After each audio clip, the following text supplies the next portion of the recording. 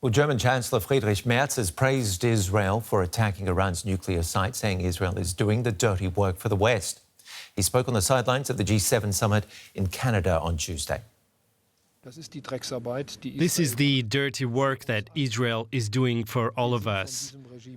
We're also affected by this regime. This mullah regime has brought death and destruction over the world, with attacks, with killings, with Hezbollah, with Hamas on October the 7th, 2023 in Israel. This would not have been possible without the regime in Tehran. The supplies of drones to Russia from Tehran. Yes, the dirty work that Israel did here. I can only say that I have the highest respect that the Israeli army was courageous enough, that the Israeli government was courageous enough to do this. Otherwise, we possibly would have seen this terror by this regime for months and years, and possibly with a nuclear weapon in their hand.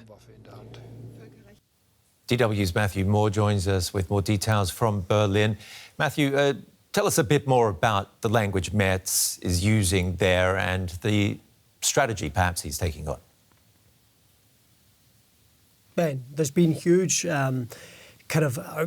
reaction to this use of the word dirty work to describe Israel's attacks on Iran, and that's not least because of the reports of civilian casualties in Iran.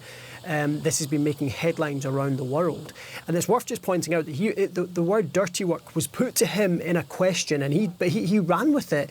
And it's jarring. Here at home, here in Berlin, there's been criticism from figures within his coalition partners, the Social Democrats. Their foreign spokesperson has said that the tone is not helpful at this point. And the reason he's saying that is that, on the one hand, Friedrich Merz is among those saying that there needs to be de-escalation, that there needs to be a focus on diplomacy, and they're saying, how can you be serious about that when you're talking about what's happened here as dirty work?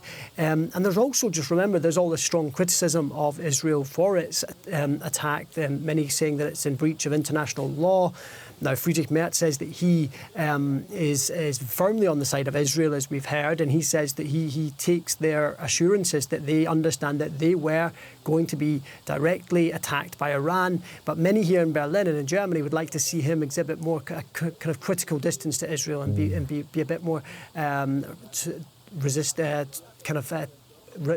reluctant, hesitant, and stand back a bit from Israel in this regard. Now, the G7 issued a joint statement saying Iran should not be allowed to develop nuclear weapons, but they appear divided on other aspects of this conflict. Walk us through that. Yeah, there was another interview yesterday that Friedrich Merz gave in which he talked about regime change in Iran, and he almost seemed to welcome it. And he said, and I quote, "It would be good if this government came to an end."